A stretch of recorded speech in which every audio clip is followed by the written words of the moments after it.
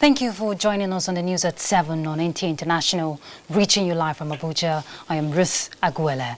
Let's take the headlines. President Buhari signs into law 2020 appropriations bill, the earliest since the return to democracy in 1999.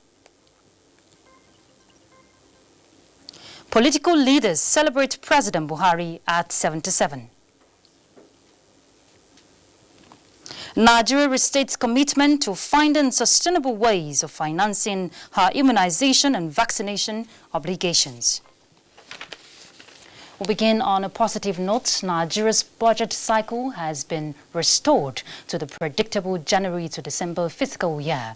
This followed the formal signing into law the 2020 appropriations bill by President Muhammadu Buhari, the earliest since the return to democracy in 1999. At the ceremony, the president directed ministries, departments and agencies to ensure effective implementation of the budget towards optimizing the desired impact. Let's hear from State House correspondent Adam Musambo. Flanked by Vice President Yemi Osinbajo, Senate President Ahmed Lawan, Speaker Femi Gbajabiamila, amongst others, President Muhammadu Buhari appends his signature, giving the go-ahead for the implementation of the 2020 budget. The significant and historic event was indeed a promise kept by both the Executive and the 9th National Assembly to return Nigeria to a predictable budget cycle. I'm very pleased that the National Assembly worked uncommonly long hours in the interest of our people and the national economy to ensure detailed legislative review and passage of the budget within 2 months. I equally thank the 9th National Assembly for supporting important legislations such as the Deep Offshore and Inland Basin Production Sharing Contract Amendments Act and the 2019 Finance Bill. These laws are vital to the successful implementation of the 2020 budget. Now, we are well positioned to effectively implement the budget and deliver our promises to Nigerians.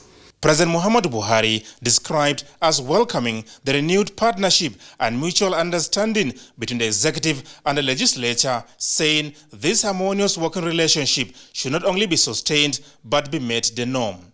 He directed that efforts be made towards ensuring the presentation of the 2021 appropriation bill to the National Assembly by September 2020. I will work with the 9th National Assembly to give effect to the constitutional, legislative, and other actions that may be necessary to address the various challenges currently associated with our federal budgeting process, including the enactment of an organic budget bill. The 2020 budget has an increase of 263.95 billion naira over the executive proposal submitted in October this year. We have examined the adjustments and may revert to the National Assembly with a request for amendment or other relevant amendments. With today's global oil market outlook and our strategic approach to revenue growth, we are optimistic that we will be able to finance the 2020 budget.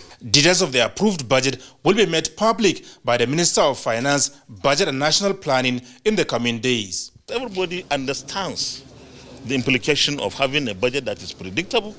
That tells you that our economy is going to receive a boost, an injection that will see more businesses, more employment opportunities. And of course, we also believe that this is one process that will also support the private sector so well. There's a synergy between the executive and the legislature like never before. Many want to criticize that. We believe that we will continue to do what we need to do as a legislature, and the executive will do what they're doing. And the harmony that is between the two, guess who benefits? It's not us, it's not the executive, it's the Nigerian people. Senate President Ahmed Lawan and the Speaker of the House of Representatives, Femi Gbajabiamila, had earlier presented a joint birthday card to the President with a promise to support his genuine efforts at taking Nigeria to the next level. From the State House, Adam Musambo, NTA News. And taking a cue from Madam Musambo, their political leaders in the country have congratulated President Muhammadu Buhari on the occasion of his 77th birthday. In separate statements, the leaders eulogized the virtues of the president, which they say have been sources of inspiration. Of the Senate, Hamid Lawan, has congratulated President Muhammadu Buhari on the occasion of his 77th birthday. In a statement, President of the Senate says, on behalf of the 9th National Assembly, he joins Nigerians across and outside Nigeria in congratulating Mr. President on his good health and exemplary life devoted to the service of God and country. He observed that the President's consistency in personal and public matters, his commitment to the cause of the downtrodden, and purposeful leadership that he has provided for the country in the last 4 years are permanent sources of inspiration.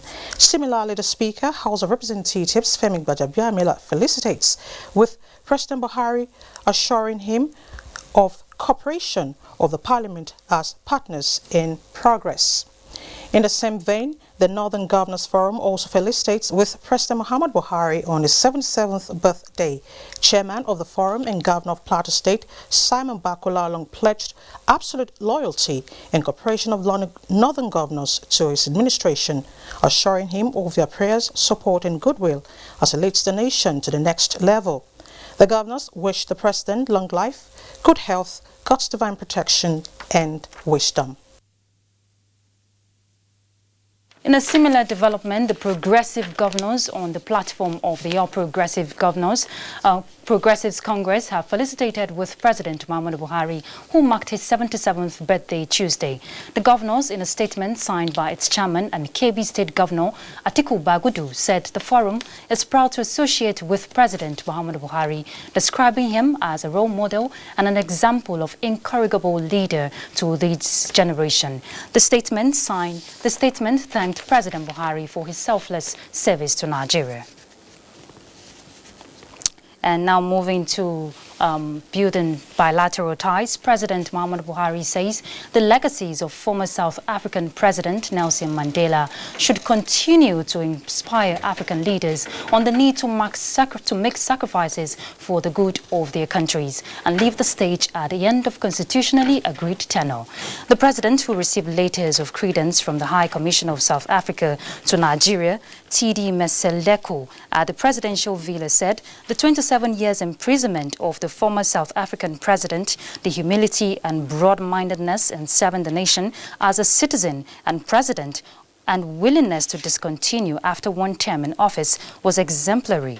President Buhari said he was impressed with the maturity and passionate manner South African President Cyril Ramaphosa handled diplomatic issues during his visit in October 2019, noting that the brotherly meeting and exchange doused all the fears and doubts around relations between both countries. A statement by the special advisor to the president on media and publicity, Femi Adesina, said the president acknowledged South African companies in Nigeria who were doing very well, assuring that the economy will always welcome investments. In his remarks, the South African High Commissioner said he will work hard to ensure all the issues discussed by President Buhari and President Ramaphosa were followed through and implemented. Similarly, also receiving letters of credence from the ambassador of Thailand, President Buhari assured the envoy that the trade relations between both countries will be improved, especially in agriculture. He congratulated him on his appointment as Thailand's ambassador to Nigeria, saying the nation appreciates the trade relations and look forward to stronger relations in agriculture, education, Responding, the ambassador of Thailand to Nigeria, Mr. Saksi Ramyothi, said Nigeria was one of the highest importers of rice from Thailand until a policy changed that, which has made the country more food sufficient. The ambassador said his country will continue to work with Nigeria to improve technical capacity and expertise in the agricultural sector. President Buhari also received letters of credence from the Ambassador of Netherlands, Mr. Harry van Dijk, promising that the diplomatic and economic relations with Netherlands will be improved. The Ambassador of Netherlands said His Majesty King William Alexander and Prime Minister Mark Rutte will continue to hold Nigeria in high regard for the warm diplomatic relations over the years and hospitality accorded the Prime Minister during his visit to the country. The three envoys congratulated President Buhari on his 77th birthday. Okay, let's take you back to Buhari celebrating his 77th birthday. Let's hear from State House correspondent Adam Sambo. Happy birthday to you. Happy birthday to you. Happy birthday, happy birthday, happy birthday to you. This is virtually an ambush as President Muhammadu Buhari had no inkling whatsoever regarding what was in the offing. Although given his military background, President Buhari hates to be taken by surprise, but seeing the familiar faces around, he could not help joining the party. The Secretary to the Government of the Federation, Boss Mustafa, and the Director General, Department of State Services, Yusuf Magaji Bichi, joined other presidential aides led by the Permanent Secretary of the State House, Jalal Arabi, to formally celebrate the Nigerian leader at 77.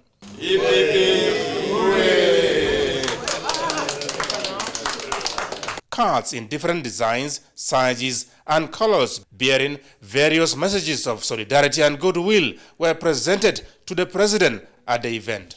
We can only wish him the best, wish him good health, wish him more wisdom, wish him more zeal and tenacity to deal with the problems of Nigeria. You need a strong leader like Buhari to be able to resolve the issues that are contending with the soul of our country. So personally, what are you assuring him as SGF? All my support, my loyalty, my determination to do things out of the box to ensure that we get out of the woods. We are privileged that we have been asked to come and serve the country alongside him. So what do you wish him? Many happy returns, greater health, and that by 2023, when he's exiting, Nigeria will not be the same like he met it in 2015, and I will have a peaceful retirement. What are you assuring him as his spokesperson? We will always be there, watching his back. What do you wish him at 77? All that you can wish for a God-fearing, humble, humane, and a complete gentleman.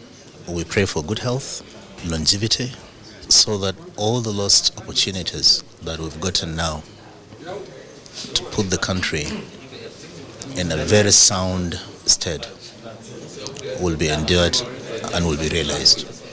So what will you assure him as PAMSEC State House going forward?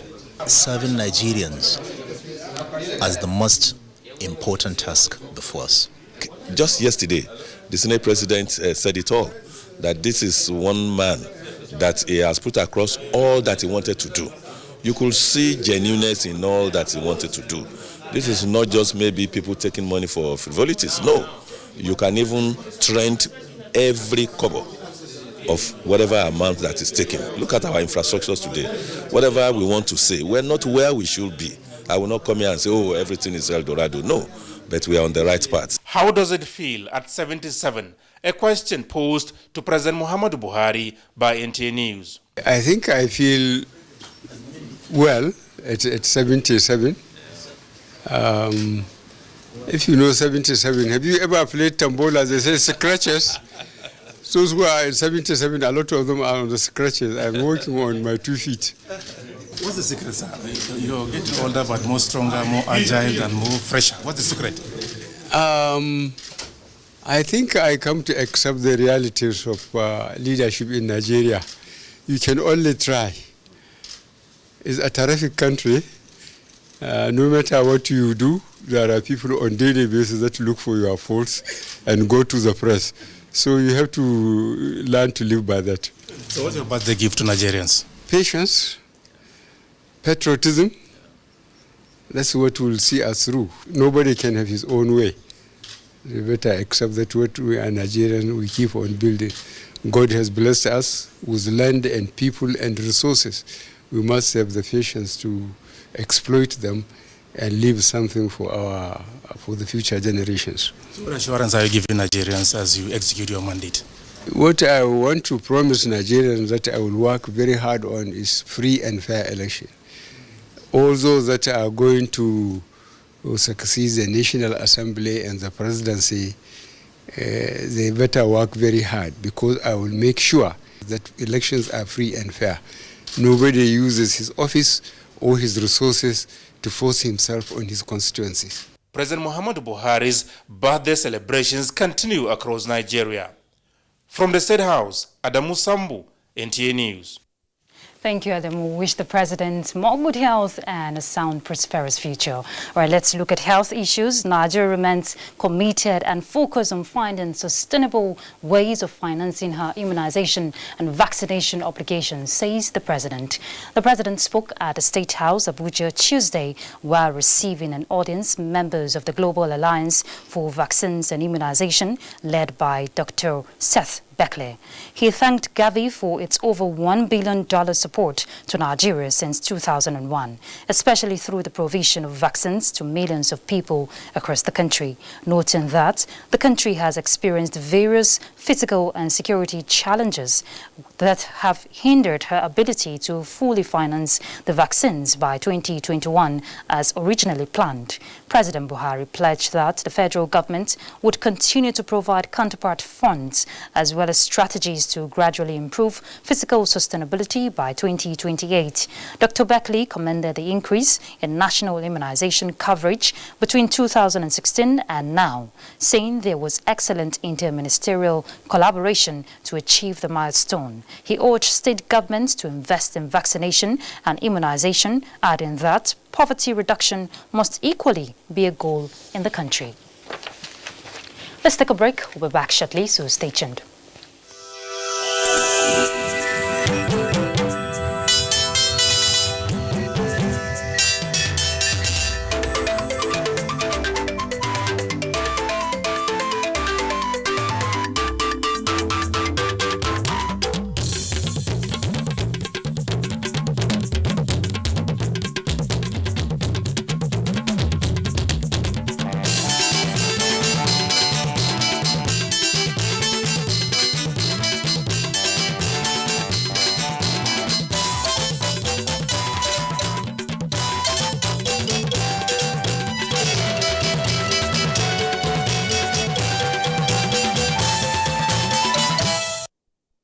Thanks for staying tuned. The Buhari Media Organization has described the quick passage of the 2020 budget proposal by the National Assembly and subsequent assent by President Muhammadu Buhari as an indication of the progressive leadership evolving under the present administration. The media group, in a statement signed by its chairman, Ni Akinshiju, says the development will bring about a lot of gains for the country from both within and outside Nigeria, expecting that development partners will align their projects, plans and programs with the new budget cycle.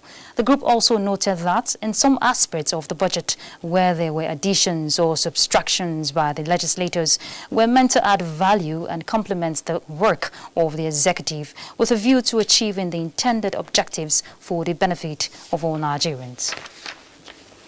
In other news, there is an emerging hope for the actualization of the open defecation-free Nigeria by the year 2025, as the organized private sector in WASH has joined the drive to clean Nigeria. Water Resources Minister Suleiman Adamu was elated to receive this commitment, just as the chairman of the Nigerian Diaspora Commission, Abike Dabiri Erewa, also pledged to leverage on Nigerians around the world towards achieving the targets. Musbahuddin Wahab will tell us more. For our sector, on the state of emergency, every emerging purposeful opportunity is welcome as they come. This time, the communication industry, trade and innovation companies, philanthropists, and more under the organized private sector, considered as the engine room for economic growth, are ready to liberate the WASH sector from its crisis situation. So, the minister put the card on the table vis-à-vis series of efforts of the government, including the WASH roadmap and the Executive Order 009, recently signed by the president to end open defecation in Nigeria in 5 years. I therefore call on you to support the federal government of Nigeria to end open defecation in the country in any way possible. The news of the imminent shameful ranking for Nigeria in open defecation is already permeating the world, and Nigerians in diaspora are not finding it funny. I think it's an embarrassment to our country that we say we're the giant of Africa and this is still happening. And so, the Nigerian Diaspora Commission and the organized private sector announced the readiness of 1 million Nigerians in diaspora to adopt a toilet project each out of the 2 million toilets Nigeria needs annually before 2025. If they can be doing this, 1 million Nigerians adopting 1 million toilets every year, it will go a long way in solving the sanitation problem in the country. Nigeria requires not less than 10 million toilets between now and 2025 to stop the 47 million people said to be practicing open defecation in the country. In Abuja, Musbau and Wahab, NC News. And let's look at public service reforms. Citizens should take advantage of various platforms created by the federal government to ask questions, contribute and make constructive criticisms that will make them benefit more from the dividends of democracy. Director General, Bureau of Public Service Reforms, Ibrahim Dasuki Arabi, said this at the workshop on citizens' engagement on good governance. Adebola Brooksland Sunday reports. Research has it that government often take the blame of most challenges faced in service delivery or governance, forgetting that citizens also play some roles that hinders good governance.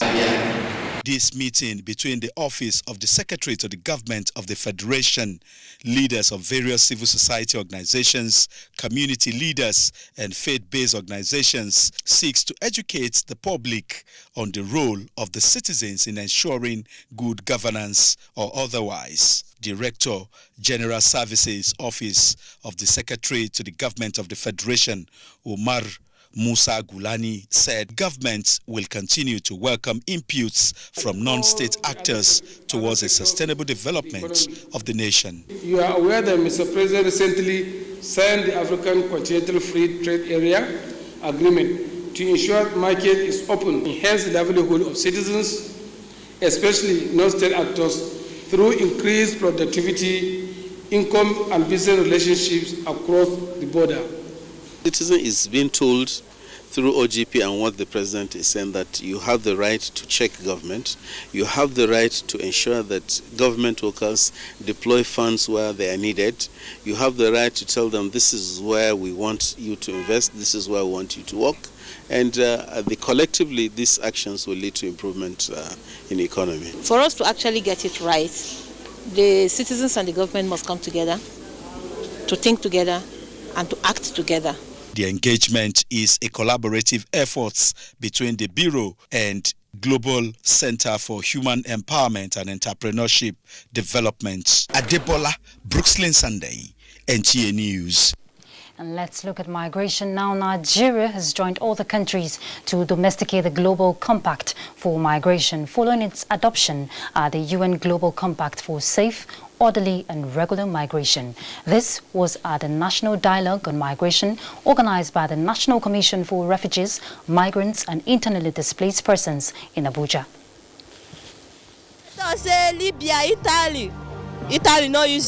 I'm sure you're familiar with this. Change, they say, is dynamic. This quest has necessitated many people to seek for greener pastures, often through irregular means, that has led to loss of lives on the perilous journey. Now, to implement a national action plan of the Global Compact for Safe, Orderly and Regular Migration, concerned minds here are charting a dialogue for the localization and domestication of the Global Compact for Migration to curb the trend of illegal migration. Recognizing the giant that we are, the Commission has strived to collaborate with various sectors to strengthen economic stability and plan interventions that advocate for a renewed hope in Nigeria. Legal migration, these experts say, can contribute to the socio-economic development of the nation when poverty is reduced by mainstreaming it into national developmental strategies. We must go to this population, this 60% population, and try to first give them job so that they can have a living. Localizing the GCM is of great importance to Nigeria because we believe it will offer our migration governance an opportunity of improving various policies and programs of government. But as the dialogue continues, the belief here is that there is hope in stemming the tide of irregular migration. In Abuja. All right, next is business news with Musa Babaliu.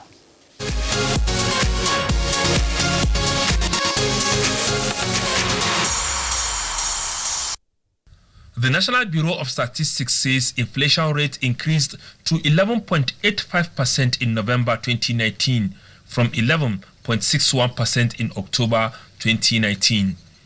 The Bureau also put in urban inflation at 12.47% year-on-year.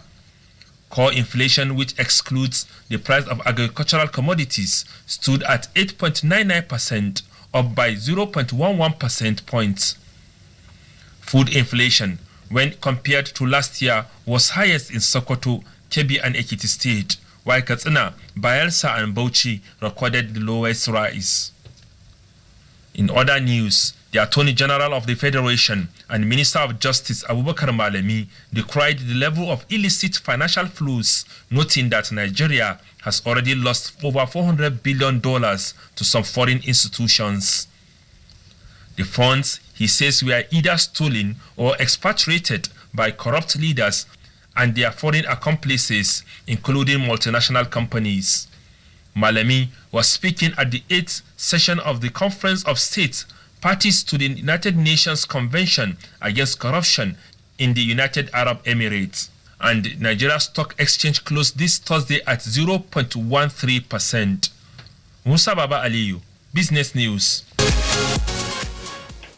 Thanks, Musa. Away from business, the National Youth Service Corps has warned corps members to desist on unauthorized journey during the festive period, also desist from spreading rumors, but remain engine of national development as their host communities look up to corps members as solutions to some of their challenges. Director General of NYSC, Brigadier General Shuaibu Ibrahim, gave the warning at NYSC Orientation Camp Kubwa while reacting to the fake news trending on the social media that the scheme has approved that all corps members should travel during this Yuletide. Issued any directive to that effect, the corps members should proceed on leave on the 20th of December. It's fake news, and that is why I was spoken to my corps members to be very, very careful on the information to get through the social media. You must always verify. I have warned on the issue of unnecessary journeys. I wouldn't now be encouraging that now, because this is a Yuletide period that we have to be very careful. So my corps members should not travel when it's not necessary. And I warn them that if you are going to travel, you must be approved. And as the 3 weeks orientation course for the 2019 Batch C Stream 2 comes to an end, the Director General also encouraged corps members to accept their postings to their places of primary assignment in good faith. And on that note, we conclude the